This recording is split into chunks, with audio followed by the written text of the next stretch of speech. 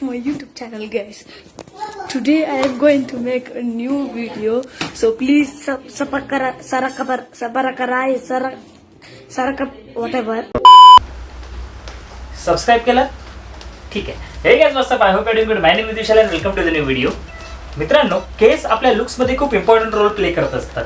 कोणाकोणाला वाटतं की आपले केस हे धूम मधले जॉनी ब्रँड सारखे असावेत, तर कोणाला वाटतं ऋतिक रोशन सारखे असावेत, तर कोणाला वाटतं की आपल्या डोक्यावर फक्त केस असावेत.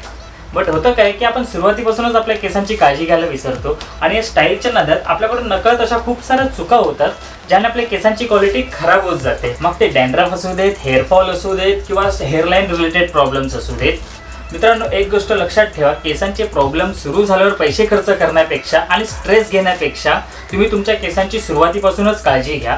असे खूप सारे मिस्टेक्स मी सुद्धा केलेले आहेत आणि त्याच्यावरूनच मी तुम्हाला अशाच कॉमन मिस्टेक सांगणार आहे ज्या तुम्ही करू नका, म्हणजे तुमच्या केसांची क्वालिटी चांगली राहील. मित्रांनो, व्हिडिओ सुरू करण्याच्या आधी मी तुम्हाला एक महत्त्वाची टिप देतो की भरपूर मुलांना माहितीच नसतं की आपला स्काल्प हा कुठल्या टाईपचा आहे आणि त्याच्याने होतं काय की आपण कोणतेही प्रोडक्ट कसेही वापरतो आणि त्याने आपला स्काल्प अजून खराब होतो आणि त्याच्यामुळे आपल्याला वेगवेगळे हेअर प्रॉब्लेम्स चालू होतात. आपला जो स्काल्प आहे हा 3 टाईपचा असतो, ऑइली, ड्राय आणि कॉम्बिनेशन. आता हा ओळखायचा कसा?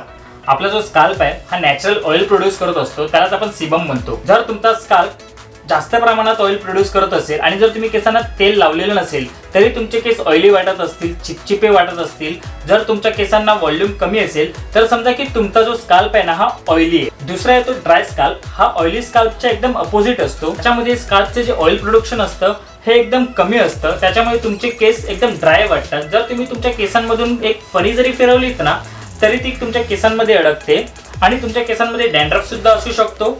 बट तुमच्या केसांचा जो व्हॉल्यूम आहे हा जास्त असतो. जर असं तुमच्या बाबतीत असेल तर तुम्ही समजा की तुमचा जो स्काल्प आहे हा ड्राय आहे. तिसरा आहे तो कॉम्बिनेशन स्काल्प. हा स्काल्प क्लायमेटवर डिपेंड असतो. जसं क्लायमेट बदलतं तसं याची क्वालिटी बदलत जाते. कधी ड्राय असतो तर कधी ऑइली असतो. सो या 3 मध्ये तुमचा स्काल्प टाईप काय आहे हे तुम्ही जाणून घ्या. सो मित्रांनो, सुरू करूया आजच्या आपल्या मिस्टेक नंबर 1 ला, जी आहे डेली शॉवर. मित्रांनो, आंघोळ करते वेळी आपण जर आपल्या केसांवर रोज शॅम्पू, सोप अप्लाय केला तर ही खूप मोठी चूक आहे. कारण आपला जो स्काल्प आहे ना हे नॅचरल ऑइल प्रोड्यूस करत असतं आणि हे जे ऑइल आहे ना ते आपल्या केसांसाठी खूप इम्पॉर्टंट असतं. जर आपल्या केसांवर आपण रोज आंघोळ करते सोप, शॅम्पू जर अप्लाय केला तर त्याच्या ऑइल प्रोडक्शनवर खूप फरक पडतो आणि आपले केस ड्राय व्हायला लागतात आणि त्याच्यामुळेच आपल्याला हेअरफॉल, हेअर डॅमेज असे वेगवेगळे प्रॉब्लेम सुरू होतात. हा जर रोज फक्त तुम्ही साध्या पाण्याने तुमचे केस धुवत असाल तर इट्स ओके. सुरू करूया आपल्या सेकंड पॉइंटला, शॅम्पू आणि कंडिशनिंग. मित्रांनो, मी तुम्हाला सांगेन की वीकमधून तुम्ही 2 ते 3 वेळा तुमच्या केसांना शॅम्पू करा, त्याच्यावर शॅम्पू करू नका. आणि शॅम्पू करायच्या आधी तुम्हाला शॅम्पू कशासाठी हवा आहे हे माहिती करून घ्या. तुमची बेसिक नीड माहिती करून घ्या. कारण की कधी कधी काय होतं, आपण टीव्हीवर ॲडव्हर्टाईज बघतो आणि शॉपमध्ये जातो आणि बोलतो की मला जे आपल्याला 2-4 नावं माहिती आहेत तो आपण शॅम्पू मागतो. त्यात किती केमिकल्स आहेत, त्या शॅम्पूचं काम काय आहे हे आपल्याला कधी माहितीच नसतं. म्हणून याच्यासाठी मी तुम्हाला सांगतो, तुम्हाला शॅम्पू कशासाठी हवा आहे. तुम्हाला डॅन्ड्रफवर हवा आहे, हेअरफॉलसाठी हवा आहे, हेअर स्ट्रेंथनिंगवर शॅम्पू हवा आहे, हे आधी माहिती करून घ्या आणि मग तुमचा शॅम्पू चूज करा. तुम्ही माइल्ड आणि ज्यात कमीत कमी केमिकल असतील असे शॅम्पू यूज करा. एक गोष्ट लक्षात ठेवा, आपण जे मोस्टली शॅम्पू यूज करतो ना त्यात पॅराबेन आणि सल्फेट सारखे असे केमिकल्स असतात जे आपल्या स्काल्पला, जे आपल्या केसांना खूप हानिकारक असतात. आणि आजकाल असे खूप सारे ब्रँड आलेले आहेत जे असे केमिकल फ्री शॅम्पूज तुम्हाला प्रोव्हाइड करतात. फॉर एक्झाम्पल मामाअर्थ आहे, वाव आहे, डाबर वाटिका आहे, उस्तरा आहे, पतंजली आहे. हे शॅम्पूज आहेत ना थोडेफार एक्सपेन्सिव्ह असतात, बट तुम्ही आतापासूनच चांगले ब्रँड आणि चांगल्या क्वालिटीचे शॅम्पूज यूज करा जेणेकरून तुमचा पुढचा खर्च टळेल. यातले काही ब्रँड्स तुम्हाला इझिली शॉप्सवर अवेलेबल होतील तर काही ब्रँड्स तुम्हाला ऑनलाईन ऑर्डर करावे लागतील. सो मित्रांनो, याच्यापुढे तुम्ही नॅचरल ब्रँड्सवर शिफ्ट व्हा जेणेकरून तुमच्या केसांची क्वालिटी चांगली राहील. मित्रांनो, शॅम्पू केल्यावर तुम्ही कंडिशनर लावायला विसरू नका. बहुतेक लोकांना असं वाटतं कंडिशनर हे फक्त मुलींसाठीच आहे, तर तसं नाही आहे. कंडिशनर हे सगळ्यांनीच लावायला हवं. कंडिशनरमुळे आपले केस स्मूथ राहतात, स्प्लिटेंट्स नाही आहेत आणि हायड्रेटेड राहतात. आपल्याला काय करायचंय, कंडिशनर आपल्या पामवर घ्यायचंय, स्प्रेड करायचंय आणि आपल्या केसाचे जे एंड्स आहेत त्यांना लावायचंय. शॅम्पू सारखं स्काल्पला आणि रूट्सला नाही लावायचंय.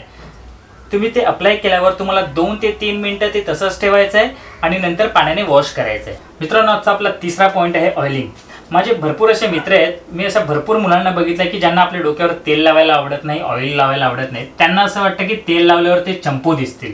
बट माझी एक गोष्ट लक्षात ठेवा, जर तुम्ही आज तुमच्या डोक्याला तेल लावलं नाहीत, चंपी केली नाहीत तर तुम्ही चंपूचं तर माहीत नाही, पण टकलू तर नक्की दिसाल. आपल्याला आपल्या हेअर ग्रोथसाठी, हेअर क्वालिटीसाठी तेल लावणं, ऑइलिंग करणं खूप इम्पॉर्टंट आहे.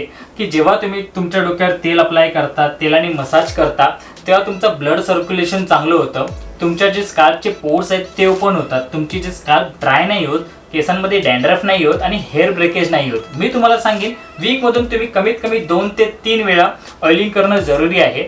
ऑइलचे भरपूर प्रकार येतात. कोकोनट ऑइल येतं, आल्मंड ऑइल येतं, आमला ऑइल येतं. तुम्ही कोणत्याही प्रकारचं ऑइल यूज करू शकता. आपल्याला काय करायचं आहे, तेल एका बाउलमध्ये घ्यायचं आहे आणि ते तेल तुम्हाला गॅसवर थोडं गरम करायचं आहे, कोमट करायचं आहे आणि आपले फिंगर त्यात डिप करून फिंगरच्या साहाय्याने आपल्या केसावर मसाज करायची आहे. आपण जे ऑइल लावतो ते आपल्याला रूटपासून लावायचं आहे, वरवर नाही लावायचं आहे. जेव्हा आपल्या केसांचे रूट स्ट्रॉंग असेल तेव्हाच आपली हेअर क्वालिटी चांगली राहील. ऑइलिंग झाल्यानंतर मित्रांनो, तुम्ही तुमच्या स्काल्पच्या टाईपप्रमाणे हेअर वॉश करू शकता. जर तुमचा स्काल्प ऑइली असेल तर तुम्ही 1 तासाने हेअर वॉश करू शकता. जर तुमचा स्काल्प ड्राय असेल तर तुम्ही ओव्हरनाईट ठेवून दुसऱ्या दिवशी सकाळी शॅम्पूने हेअर वॉश घेऊ शकता. एक गोष्ट लक्षात ठेवा, जर तुम्ही रात्री तेल लावून झोपत असाल, ज्याप्रमाणे दुसऱ्या दिवशी उठल्यावर तुम्ही हेअर वॉश घेणार, त्याचप्रमाणे तुम्ही तुमचं पिलो कव्हर सुद्धा वॉश करायला विसरू नका. एक गोष्ट लक्षात ठेवा, हेअर वॉश केल्यावर तुम्ही टॉवेलने केस जोरजोरात रगडू नका, त्यामुळे तुमचे केस तुटण्याचे चान्सेस खूप असतात. आरामशीर टॉवेलने टॅप करून तुमचे केस सुकवा. आणि दुसरी गोष्ट, ओल्या केसांवर कधी पण कोंब करू नका, त्याने सुद्धा तुमचे केस तुटतात आणि केसांचे ब्रेकेज, हेअरफॉल वाढतो. सो मित्रांनो, आपला पुढचा पॉईंट आहे प्रोडक्ट्स.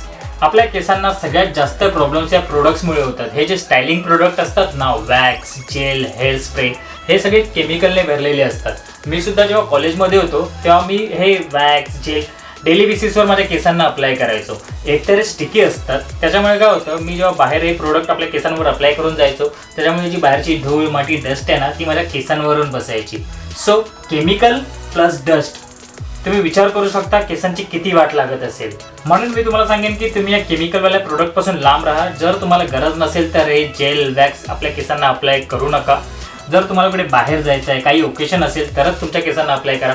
मी सुद्धा हे प्रोडक्ट रोज अप्लाय नाही करत. जेव्हा मला एखादा व्हिडिओ शूट करायचा असेल तरच मी माझ्या केसांना वॅक्स अप्लाय करतो आणि तसं व्हिडिओ झाल्या मी तो पहिले वॉश करतो. जर मला कुठे बाहेर जायचं असेल तरच मी असले प्रोडक्ट वापरतो. आणि मी तुम्हाला सुद्धा परत तेच सांगेन, जर तुम्हाला खरोखरच कुठे बाहेर जायचं आहे, काही ओकेशन असेल, तरच असले प्रोडक्ट वापरा. आणि जसे तुम्ही घरी येता तसे तुम्ही तुमचा हेअर वॉश करा. जर मी तुम्हाला कुठल्या दुसऱ्या अजून प्रोडक्टबद्दल सांगेन जे तुम्ही वापरू नका, तर ते असेल हेअर ड्रायर. आजकाल सगळीच मुलं आपले केस सुकवण्यासाठी हेअर ड्रायर वापरतात, बट मी तुम्हाला सजेस्ट करतो हेअर ड्रायरचा वापर तुम्ही कमी करा.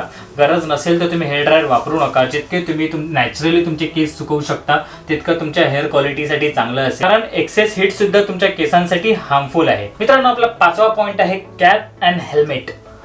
मी असे खूप सारी मुलं बघितलेत की जे रोज कॅप घालून फिरत असतात. सकाळ असो, दुपार असो, संध्याकाळ असो, रोज त्यांच्या डोक्यावर कॅप घातलेली असते. मी सुद्धा त्यातला एक होतो, बट आता नाही. मी कॅप घालणं कमी केलं आहे, ऑलमोस्ट बंदच केलं आहे. जेव्हा गरज नसेल तेव्हा मी कॅप घालत नाही. मला जेव्हा गरज वाटेल तेव्हाच मी कॅप घालतो.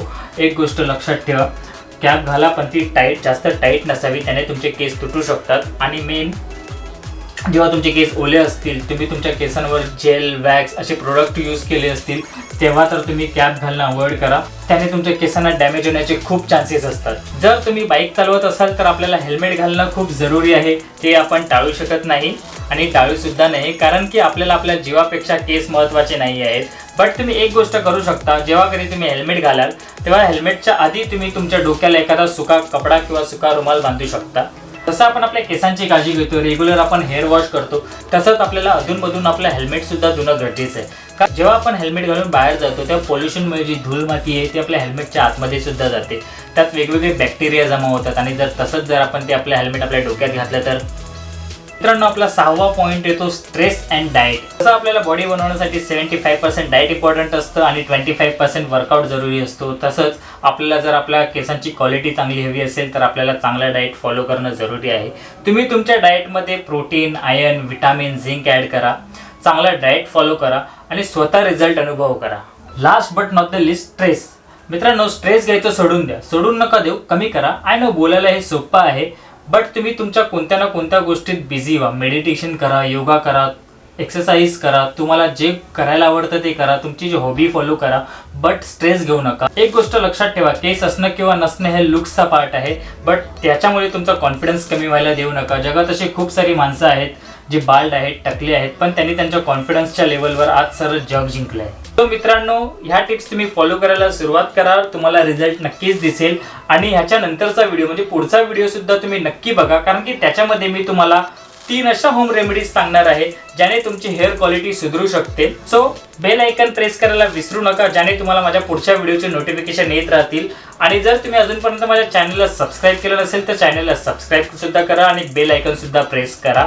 आजचा व्हिडिओ जर तुम्हाला आवडला असेल तर व्हिडिओला लाईक करा, शेअर करा, कमेंट करा आणि आपल्या चॅनलला सबस्क्राईब करायला विसरू नका. भेटूया आपल्या पुढच्या व्हिडिओमध्ये. तोपर्यंत खात राहा, पित राहा, मस्त राहा, चुस्त राहा आणि तंदुरुस्त राहा. जय हिंद, जय भारत, जय महाराष्ट्र.